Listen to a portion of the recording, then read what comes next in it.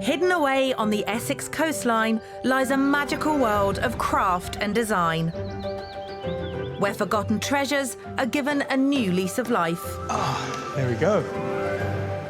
We all have things that we love, but sometimes we just can't find a purpose for them. These unused items are cluttering up our homes, but they hold so many memories, we simply can't throw them away. It's not just a sewing machine, is it? It's what it represents. It's part of our childhood. It was something that I always wondered what could be done with it. It reminds me of being really happy as a child. Here in the workshop, our team of crafters will reimagine and rework these items. No going back now, that's the first cut. It's nice to be able to try and breathe new life into this old object. This is always the scary part of any project, of taking a crowbar to it. Transforming them into something new and beautiful. Oh my God. It's incredible. That is absolutely amazing.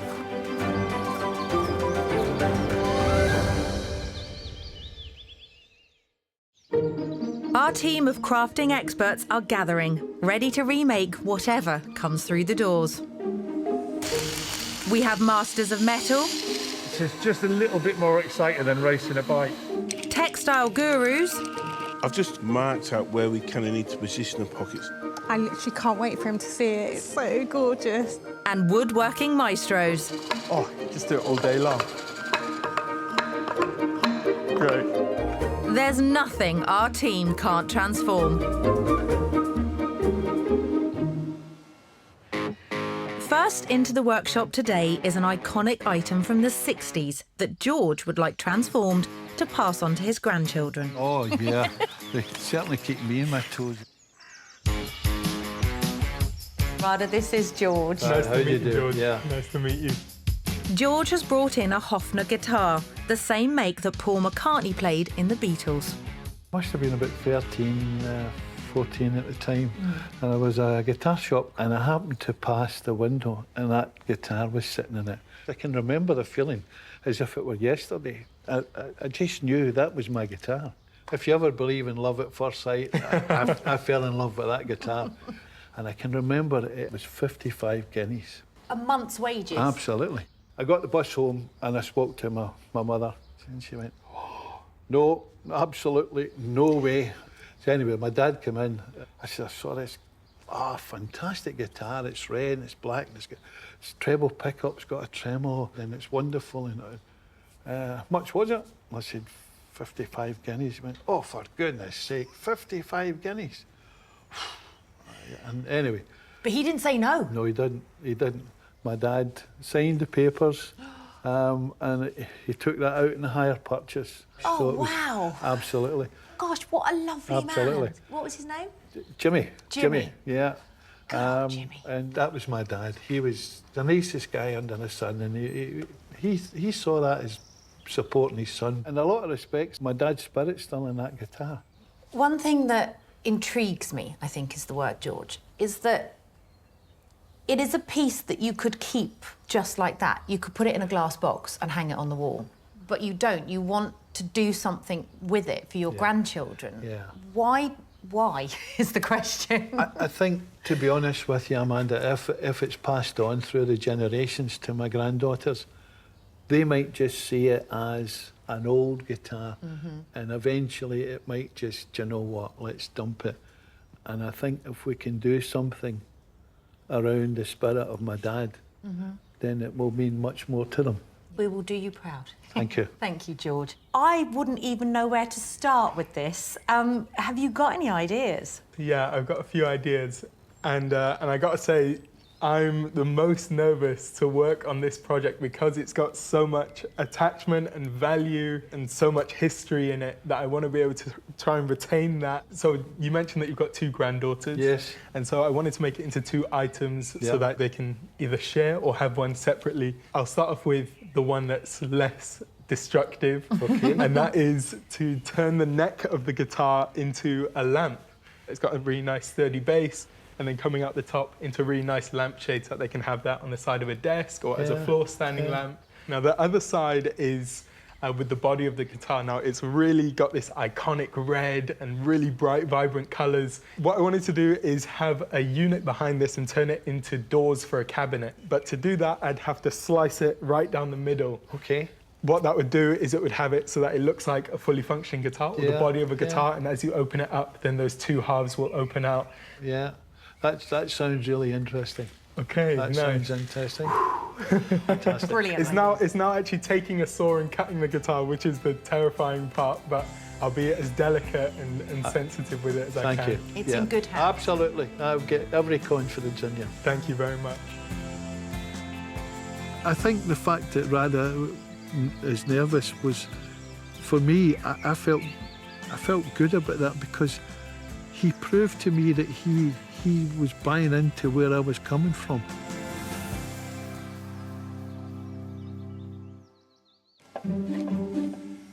Nice one. Yeah, between that and there, yeah? Then draw your line, like, and just play around. In the workshop, expert woodworker Rada puts his nerves aside and gets to work. There has clearly been decades of love and use gone into it, and there's evidence of that with the broken strings and the peeled off paint. It's been used, and unfortunately it's no longer in a workable shape. The first job is to separate the neck of the guitar from the body, which requires some intricate surgery. Okay, I'm going to start off just by taking out these strings. Yeah, and right there we already have a broken lever. I am not much of a musical person. I can play a tiny bit of an Indian drum that's similar to a tabla, but it's kind of a tabla that's put together on either side called a mridanga. But I love music. I love music. Actually, to get into the headspace of working on this guitar, I was listening to some good 1960s electric solos. And it was really getting me in the mood of like, okay, this is what George would have been listening to when he first bought this guitar. That's what inspired him to get this guitar. These 4 screws will hold on the neck. Hey, okay, good. I hear a little crack, a little bit of noise. There it is, nice. Okay, yeah, that will be great as the lamp. Perfect, okay, good. To make the cabinet, Rada has to painstakingly dismantle the guitar piece by piece. Sweating just taking out these screws. Oh, okay. That is quite something. Cool. Now what I want to do is start taking off all this paint. I'm going to get a chisel and just start prying it away. I'm hoping it will just start chipping off nice and easily. Then I'll be able to recoat it and bring it back to its luster.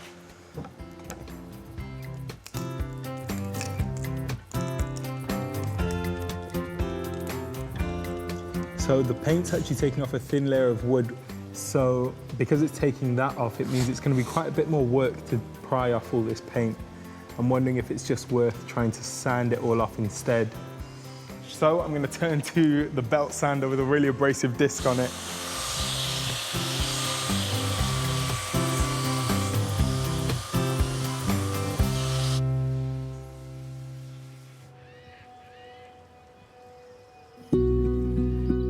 Next to visit the workshop is Sarah from Derbyshire, who's brought in some clothes that belong to her baby son.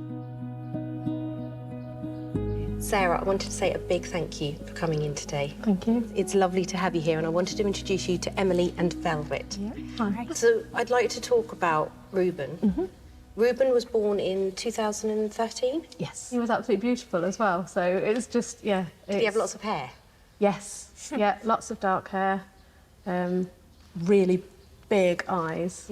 And yeah, at the time, when we had him for 2 weeks, seemingly healthy. Well, we weren't told anything different. There became a point after bringing him home that I started to realise that something wasn't quite right. And a midwife came out, and at that point she looked and she said, no, I think you need to get him checked out.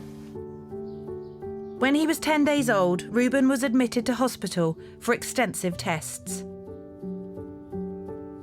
I actually just stayed in the hospital for the 5 weeks. Because of the position of Sheffield Children's Hospital, it's opposite a large park, I think it's called Weston Park. Right. They had a fairground there with lots of rides, and it was just enjoyable to take him to have these experiences. We went on the carousel. He had his feet on grass.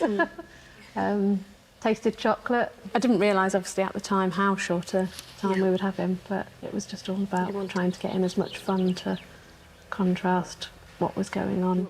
He had a tumour in his abdomen, and at that point, I thought this isn't going the right way at all. But then they had discussed the fact that chemotherapy may shrink the tumour. But within a few hours, he was actually taken straight to intensive care.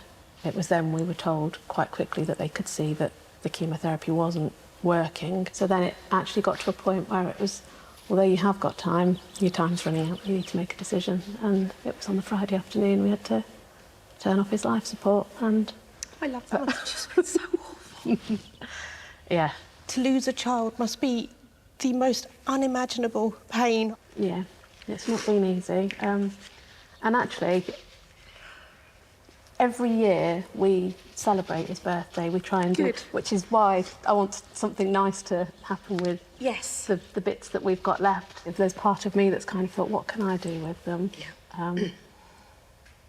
But for whatever reason, I haven't been able to. No. Maybe because it's too close. Yeah, yeah.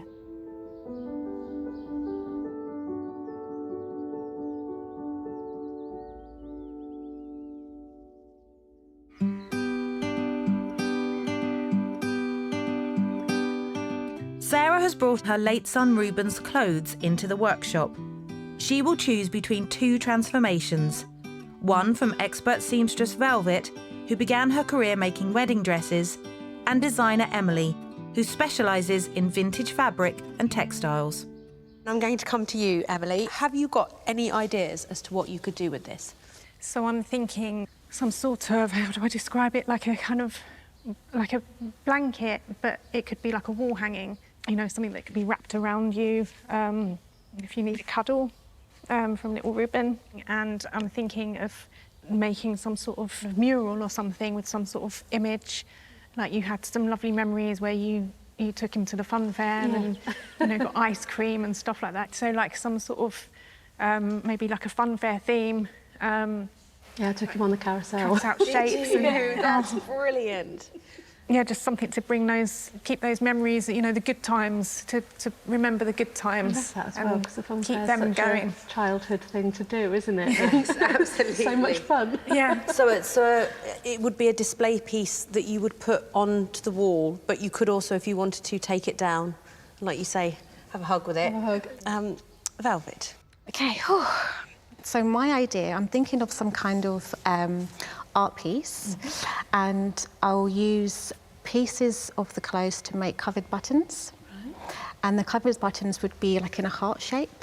Okay. And that will go in a box frame. Okay. And in the box frame will be Reuben's name. And that will be in a beautiful frame that you could keep. And I use different colours of the clothes. Oh, that's beautiful as well. But I really like the idea of the fairground piece. Sorry. That's okay. And the fact that you said that it can be hugged as well. Oh, just... Yeah. Well done. Thank you, girls, both of you, for your lovely ideas. But I think the wall hanging will be a really beautiful thing. My hope for the clothes is that they are turned into something beautiful that I can look at and be reminded of the good days. As we've got photographs of him, in lots of them he is wearing the items of clothing that I've presented to you to have something, and that in itself will be a reminder of that my baby was alive in those clothes, and I will always remember that.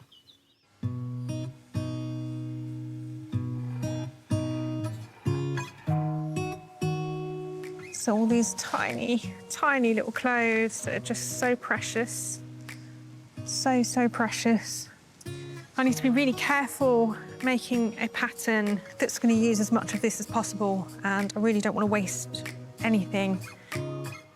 So like these stripes would be quite nice down the pole the horse is attached to, because they're quite often stripy.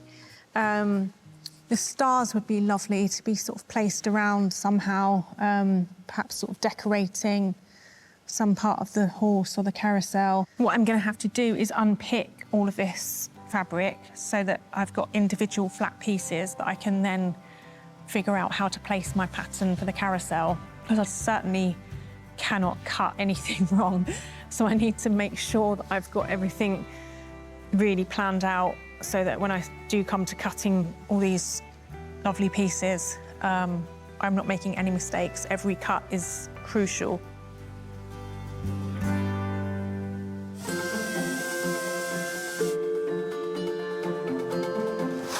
So I'll slice it right down there. Good. Really thin it out a little bit.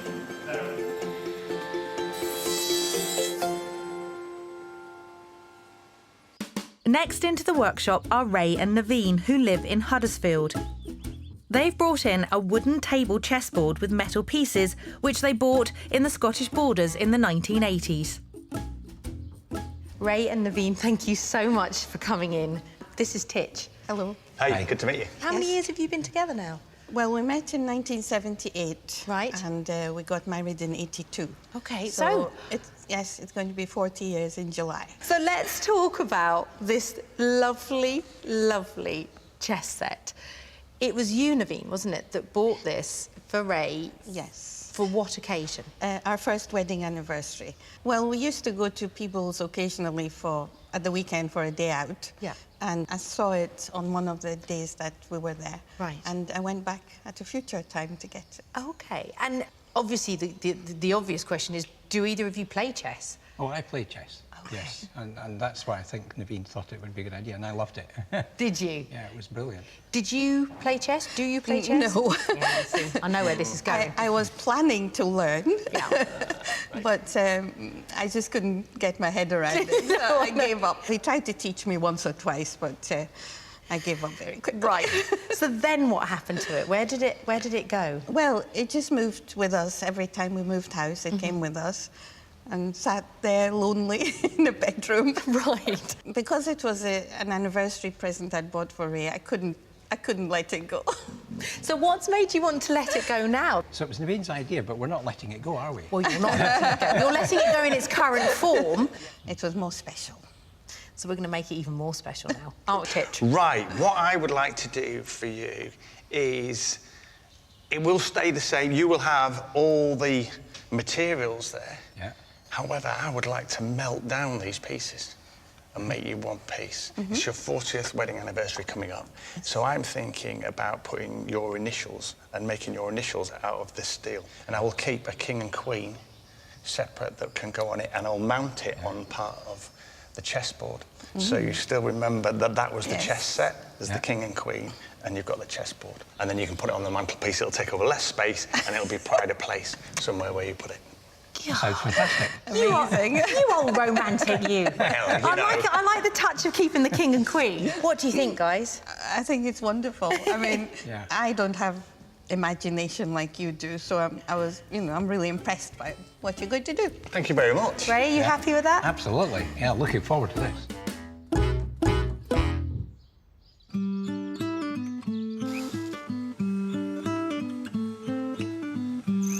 Master of Metal Titch wastes no time getting started on transforming Ray and Naveen's chess set. I've got the kings and queens here because I'm going to keep one of these pairs, so I think I'm going to keep these two. The rest is going to get cast, so I'm going to melt it down, and then we're going to make a sand cast and pour into it of their initials. To create the mould, Titch first needs to make Ray and Naveen's initials using beechwood, which is both durable and flexible, making it a good wood to work with. Marks out the initials onto here.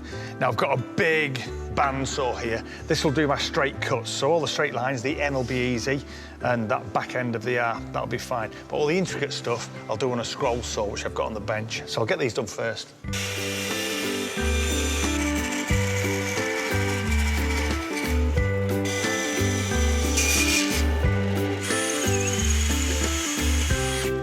Now I've drilled holes in these, here and here, and there, just so I can get the saw blade into it. So I'm going to feed the saw blade through there, and I'll cut out the internal bits. I'll do those first, so I've got a piece of decent bit of meat of wood to use to manoeuvre it. Having cut out Ray and Naveen's initials, Titch will place them into casting sand to create the mould that he'll pour the melted metal chess pieces into.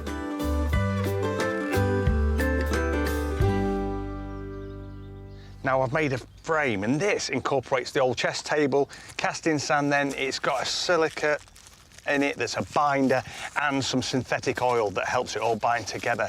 And it's a specific type of sand. You can't just get this off a beach, you're gonna have to buy it. You can see the consistency is really gluey. This is great for moulding around my letters, and it'll work very well. But the oil in it also protects it against the heat. Can you imagine the amount of heat coming out of that molten metal? That's gonna be very, very hot. The oils inside it will help it protect, and it'll be fantastic and keep it away from the wooden mould. Now, I have had a little bit of experience at melting pieces before, but mainly with little lead figures. You know, yeah, in my geeky days as a young kid, I used to paint these little lead figures, but I have melted those before and reshaped them and cast them. So that is my ultimate experience with melting and casting metal. Once the letters are in place and the sand is set, it's time for Titch to flip it over to see if the mould has worked, which I don't want to miss. There's a lot of concentrating going on that little forehead there. Yes, when I remove them, which is going to be like a game of Operation, remember that? Yep. Yeah, I could never get the spanner out of the knee. Spanner! It was always the spanner. I was all right with the wishbone. Are you ready for this? So tense. You ready for this? That's good. That's good. They're not touching. They're not touching. Well, they're not touching.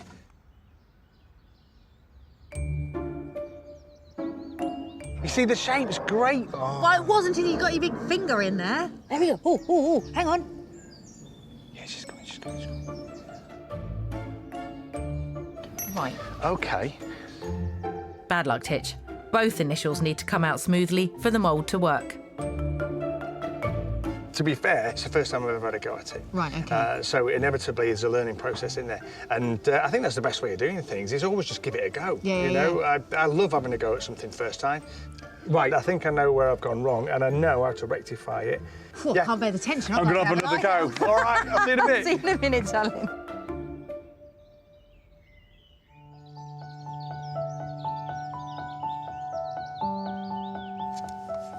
In the Saved and Remade workshop, designer Emily has painstakingly unpicked the seams on all of Reuben's clothes and is moving on to create the backing for her fairground design.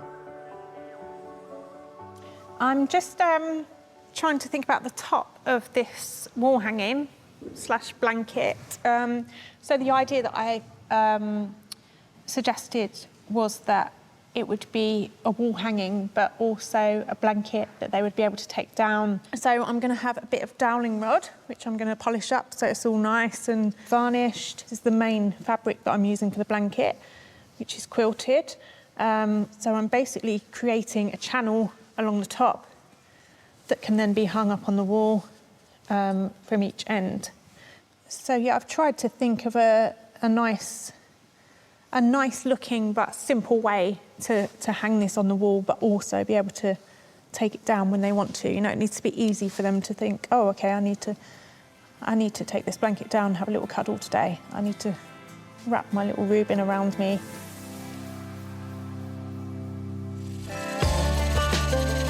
In the workshop, Rada's also hard at work transforming George's guitar. Currently just rough turning the base for the lamp of the guitar. I just want to center this up so that it's not wobbling around anymore. Because it's such a large piece of wood, I actually want to hollow that out so that there's just a thin rim of wood, and that way it's actually going to sit a lot more level on any sort of surface. Then after that, I'm going to start shaping it, and I'm actually just going to add on a large chamfer onto this so that it matches the taper. I think just by having those two tapers, it will really draw the attention into the neck of the guitar.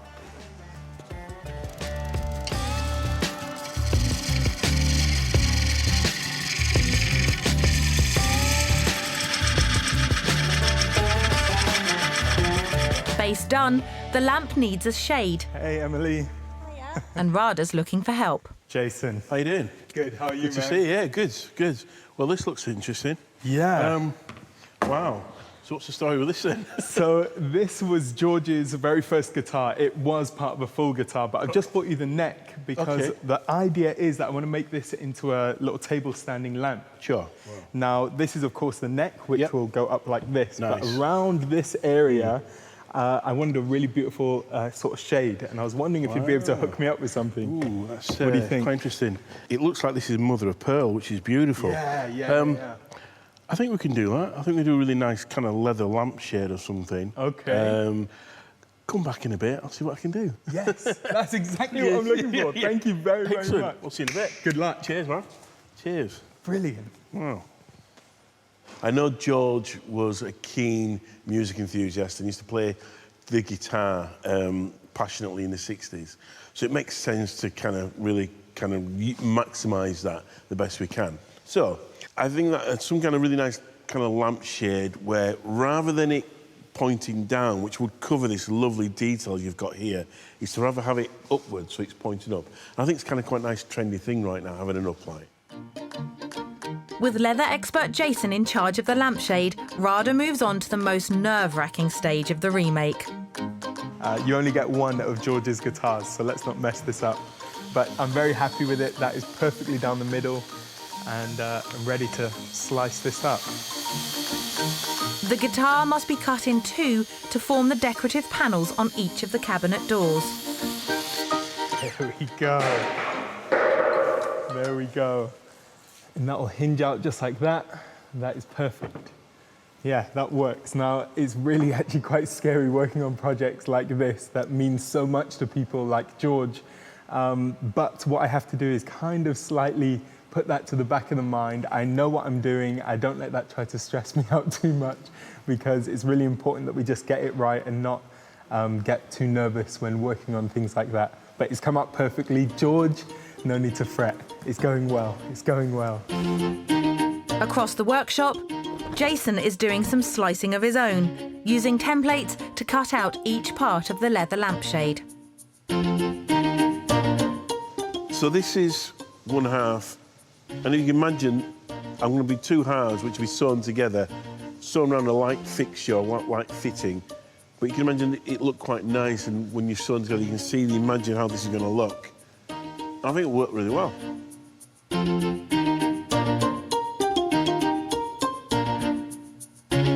Right here we have half of George's guitar, and I've sanded it back and primed it to try and remove some of that rough wood grain texture. I actually want to recess this into the doors. So what I'm going to be doing is line this up, draw around it, and then using a set of routers, I'm going to go in and recess this down about 12 millimeters, and that will keep the guitar in its full integrity without playing around with it.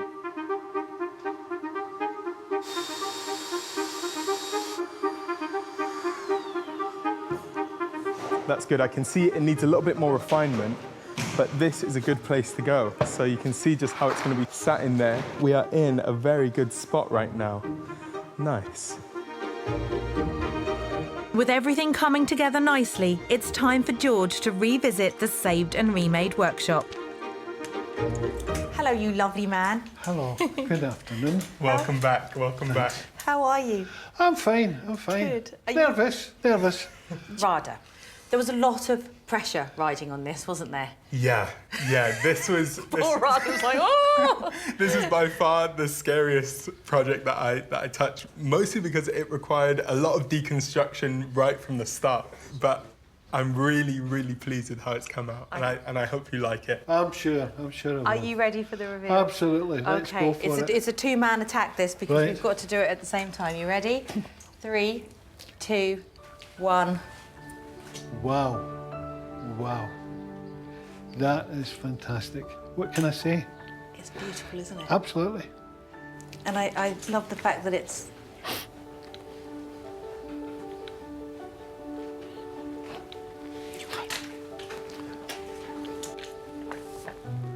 It's beautiful, isn't it? Yeah.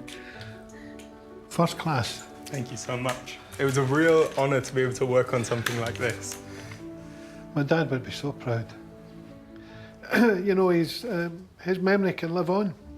Would you like to tell George the other idea that you had with this as well? Yeah, so of course then we have the body and the neck, And this being an uplight, when put together, fantastic. Then you get that full vision of the guitar. Yeah, Still the guitar. Absolutely. I mean, that's genius. It's genius. I'm not an emotional type of person, but it got to me. Does it take you back? Oh, 60s? yeah, absolutely, absolutely. I mean, I reckon I could still knock out a tune of that. It's fantastic. It blew me away. It took me back to my dad, and that was his legacy. It was almost like a legacy to the family. You know, and I'm sure he's up there and he's a happy man, seeing what's happened to that guitar and how it'll live on. I wouldn't want to do this as my day job, moving around sheets of glass. Me neither.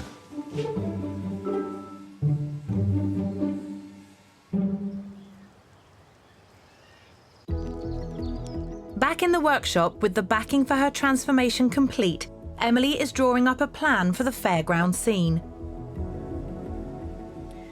So far, I've created a sort of rough design of a carousel horse with like a canopy above and the pole, and then I'd like to have a banner with Reuben's name at the bottom. The next step is to decide which of baby Reuben's clothes will go where on her fairground design, and then cut them into shape.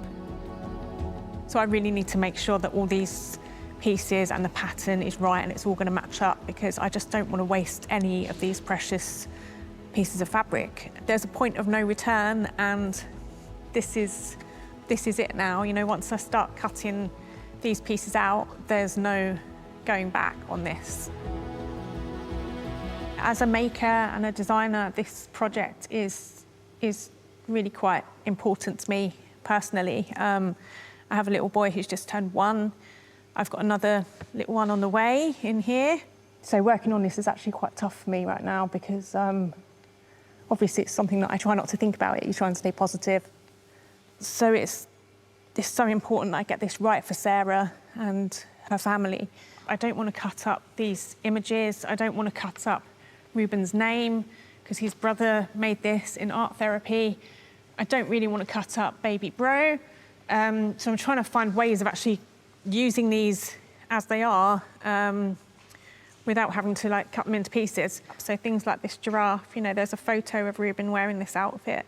I don't want to be cutting into this giraffe. So I'm thinking for things like this, I'm going to try and keep them in one piece. So things like these balloons to go around the edges, maybe in each of the corners of the blanket, I can still keep this little giraffe as he is and just have him kind of framed in this lovely little balloon floating in the air. The light box makes everything so much easier, from the tracing of the pattern pieces, and even this, you know, I can see the giraffe through here, so it just makes it so much easier to place these pieces. I'm really quite scared to do this. I feel like my hands are shaking. I just don't want to get this wrong. So yeah, here goes. Here goes. Fingers crossed. Oh my God. I'm holding my breath.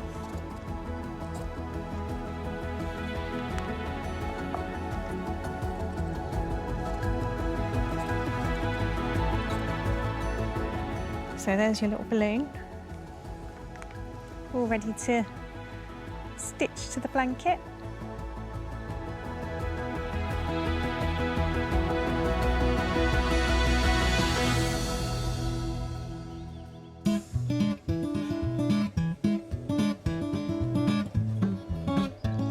Outside the Saved and Remade workshop, our metal specialist Titch is busy transforming Naveen and Ray's chess set into a beautiful sculpture to celebrate 40 years of marriage.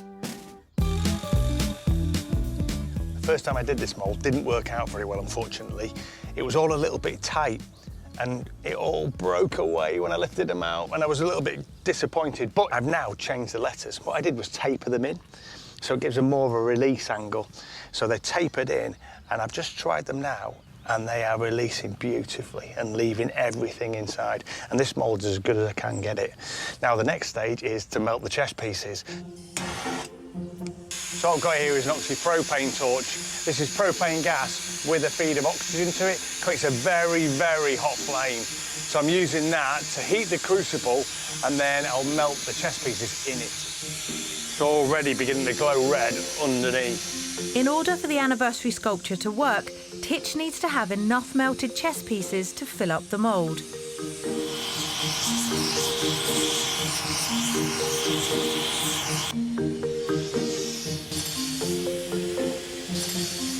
There we go. That's the point of no return, that, isn't it? I hope Ray and Naveen like it. You know, they've been married 40 years. It's a long time, that is. I'm hoping that I can make something as robust and as sturdy as their relationship out of this.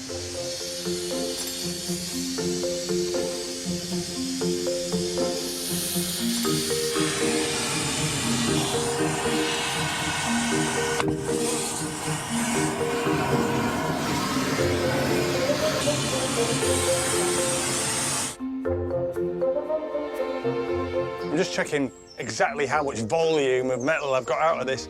And of course, it looks quite big until you scrape the top. And this is all the slag, the nasty bits that I've got to take off the top. And underneath it, actually, when I look in there, I've got quite a bit of product. I'm quite happy with that. I think that's going to fill that mould. OK, this is very, very hot. Well, the proof is in the filling.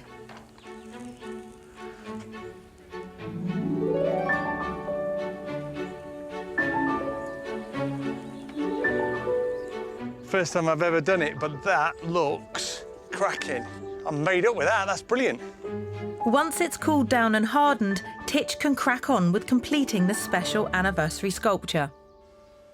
So I ran these through the polisher and it brought out all this texture, which is fantastic. I really like it. Now, that's how they originally were out the casting. Silver, and you couldn't see it. And I was thinking that I was going to drill these out, bring them all up, take away all the edges off them. I just think it'd lose a lot of character and it wouldn't have that bespoke quality to it. So I'm actually going to leave them as they are. I'll polish this little and sign up as well and I'll mount them as they are. I think it just gives it that little bit more. The other thing that I need to do, though, is look at this chessboard. This is what I'm going to mount it on. And it's looking very tired. Once I've taken it back and got rid of this old peeling varnish, couple of options. I could try Danish oil or varnish. Varnish will probably give it quite a glossy finish. Danish oil just gives it a nice sort of satin finish, and I think I'll try that first. And of course, I kept hold of the king and queen. With the finishing touches complete, it's time for Ray and Naveen to return to the workshop to see what's become of their old chess set. It's exciting. Yeah, completely. Yes, new things are good. We always like something different, yeah. Hello, you two. Welcome back. Thank you. Thank you. Stop right there, because under here was your chessboard. There were a few challenges with this, weren't there? Yeah, there certainly were. However, I'm really pleased with how it came out. He has risen to the challenge and he's now about to do the reveal. Are you ready, Titch? OK.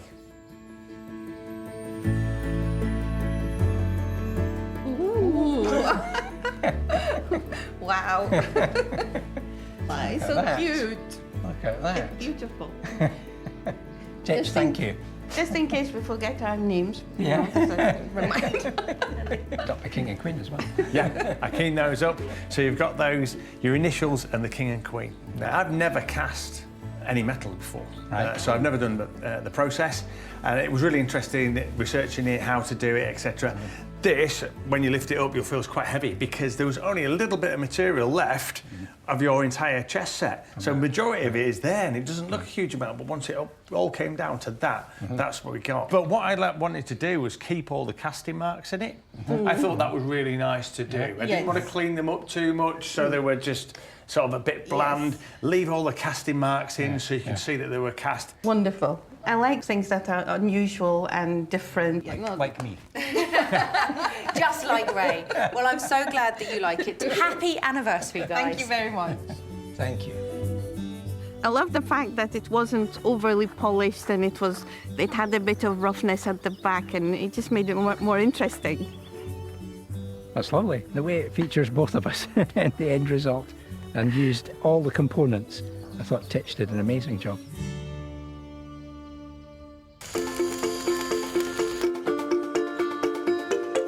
Daisy, have you got a minute? Can you give us a hand with this?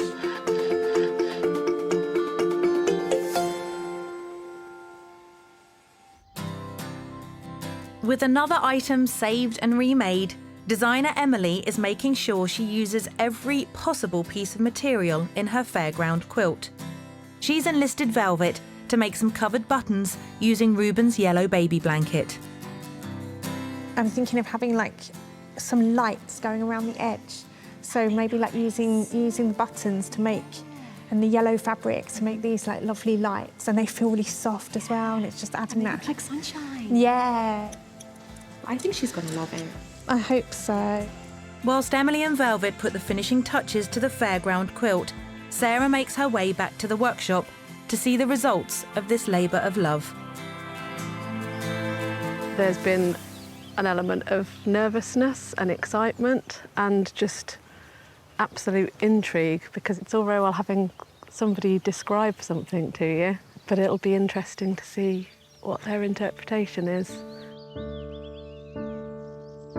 Sarah, thank you so much for coming back. Can I ask you how it felt when you left here the last time? Mm-hmm.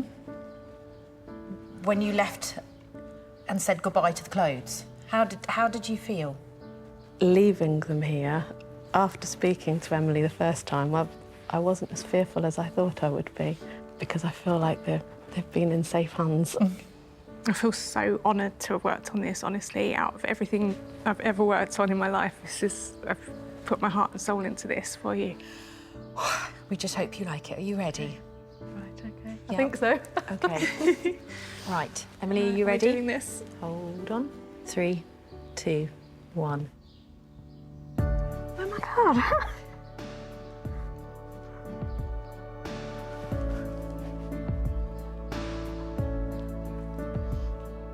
Oh, wow.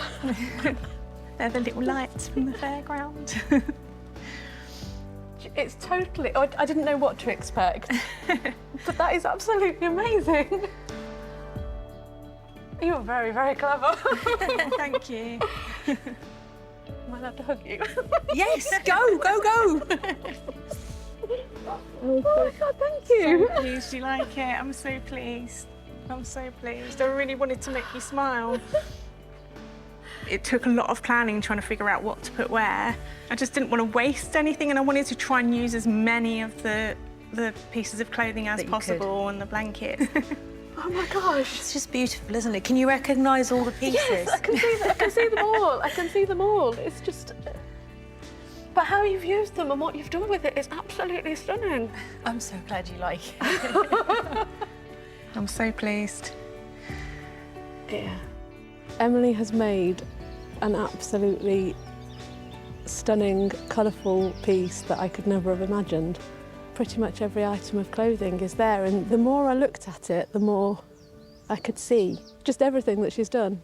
And worked with velvet to make the buttons to go around the edge as well. She said she didn't want to cut certain pieces up. I suppose there were certain pieces there that maybe I was fearful of cutting up, which is why I've never ever started a project with it. But she's just done it in the most beautiful way.